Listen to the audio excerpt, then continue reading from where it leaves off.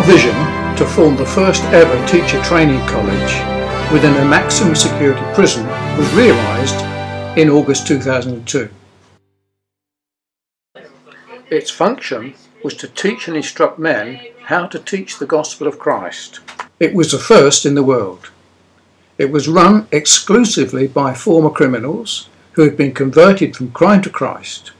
Its president was Lucas P. Dengatton, a former highway robber who had returned to New Bilibid Prison on his release in 1984 and built up the New Bilibid Theological Institute working with prison inmates.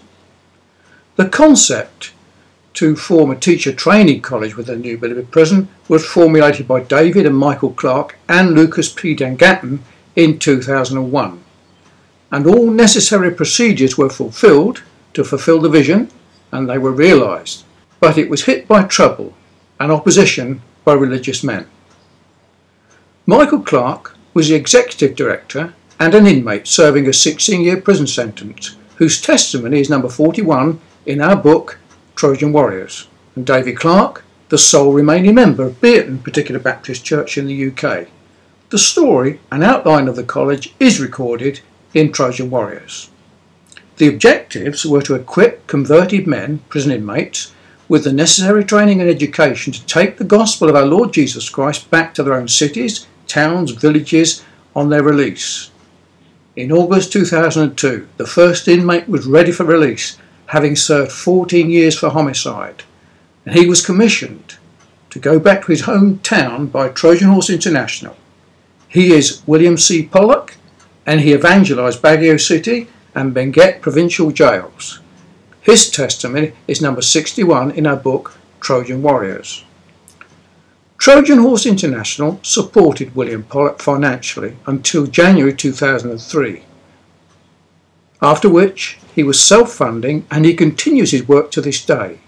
He has founded 2 churches and a theological institute in Baguio City since that date. Trouble hit the mission work in December 2002, and many inmates turned against the directors of Trojan Horse, seeking to deny its existence, and they sought to get the director banned from working within the prison. These religious inmates took exception to the director of the mission for drinking wine with unconverted prisoners late at night in the prison and mixing with undesirable inmates. These religious inmates had unscriptural views on many issues, and it was soon realised education was necessary in order to further the work and correct these errors. For this reason, Trojan Horse International, Tulip Phils Incorporated was formed with the aid of and help of Filipino Particular Baptist pastors.